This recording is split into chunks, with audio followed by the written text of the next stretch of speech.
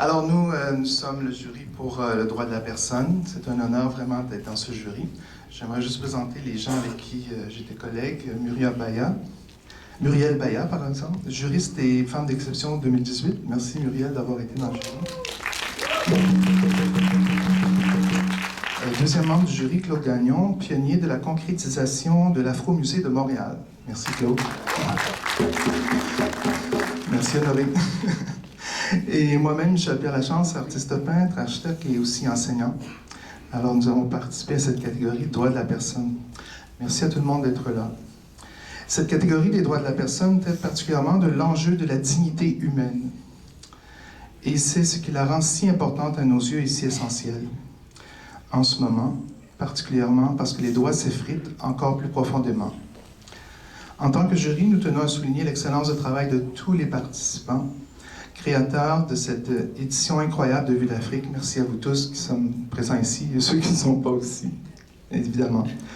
Nous avons été ravis et touchés par la qualité de vos réalisations, votre engagement envers les droits humains, la pertinence de votre travail, votre regard et votre analyse qui nous ont permis d'espérer, de ne pas oublier, de comprendre et surtout d'éclairer la trajectoire humaine de l'Afrique et du monde créole sur une planète en panne d'unité et de solidarité.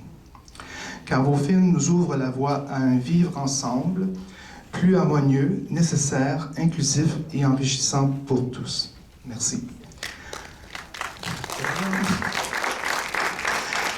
Nous avons cette année 22 protagonistes en liste pour le prix du droit de la personne qui implique le droit à la vie, le droit à l'égalité, le droit à la liberté et le droit de la résistance à l'oppression. Un lauréat et 2 mentions d'honneur seront décernées aujourd'hui. Et nous allons commencer par les deux mentions d'honneur.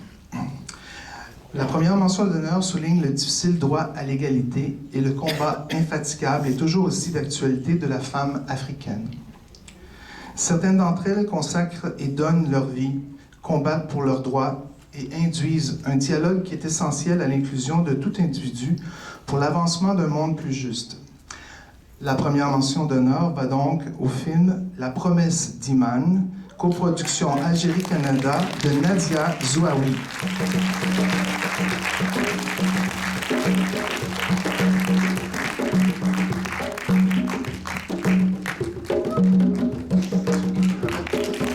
Claude va remettre la mention à Mme Zouaoui.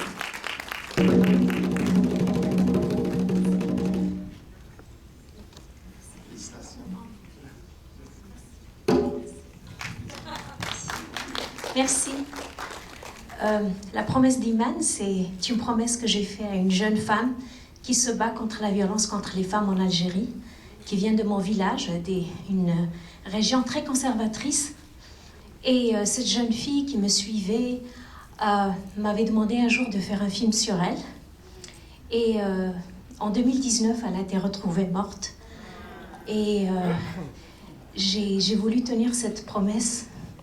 Et je voulais que sa voix, elle avait juste 26 ans, je voulais que sa voix continue à dénoncer ce qui se passe dans mon pays d'origine.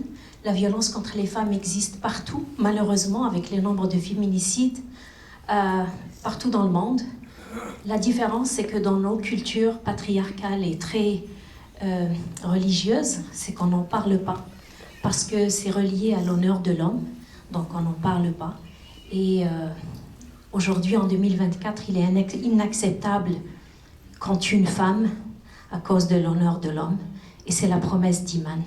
Alors, je suis honorée que ce film fasse sa première à Vue d'Afrique. Vue d'Afrique, j'adore ce festival parce que j'ai déjà participé, j'ai gagné. J'avais fait un reportage il y a 15 ans sur Vue d'Afrique à Radio-Canada. C'est le premier grand festival africain, c'est la fenêtre africaine en Amérique du Nord. Et que ce film gagne dans un festival comme celui-là, pour une première, c'est la première fois que le film est projeté. Ça veut dire beaucoup de choses pour moi et beaucoup de choses pour les femmes d'Algérie. Alors je vous remercie beaucoup. Encore félicitations, Mme Zouaoui. La deuxième mention